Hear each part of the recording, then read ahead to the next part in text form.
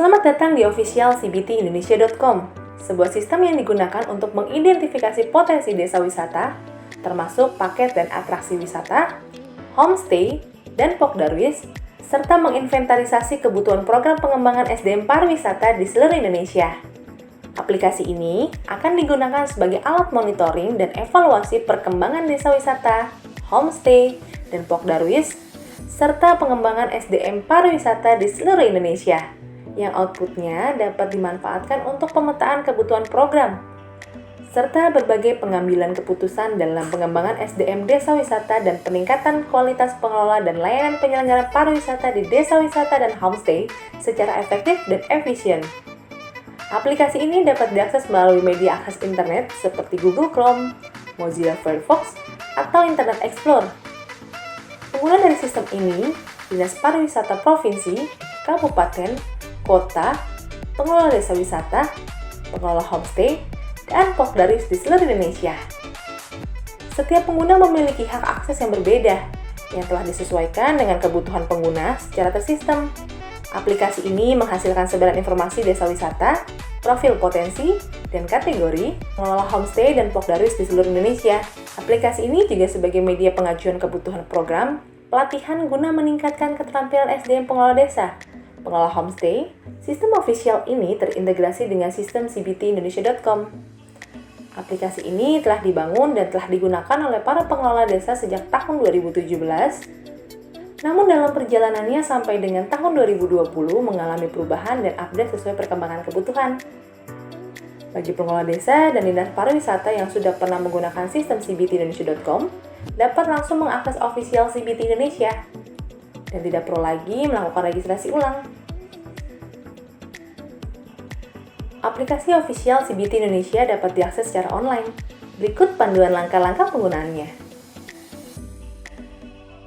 Bagi Anda yang berasal dari Dinas Pariwisata, Anda dapat menggunakan aplikasi seperti panduan berikut ini. Pertama kali, pengguna diharuskan memasukkan akun dengan username dan password yang sudah terdaftar. Jika belum memiliki akun, maka pengguna diwajibkan untuk melakukan registrasi terlebih dahulu. Pilih login, daftar baru.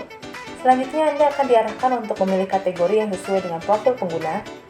Selanjutnya, mohon isi data sesuai proses registrasi seperti contoh berikut. Hal yang paling utama saat melakukan pendaftaran adalah pastikan nomor telepon dan alamat email Anda masih aktif. Setelah itu, proses verifikasi pendaftaran selanjutnya akan dikirim ke email Anda. Mohon klik tautan yang tersedia di email dan masukkan password yang sudah tersedia di email Anda. Aplikasi ini menyediakan beberapa fitur atau menu dashboard, antara lain desa wisata, homestay, pokdarwis, paket wisata, atraksi desa wisata, data pengelola, pengajuan pelatihan, dan peringkat desa wisata.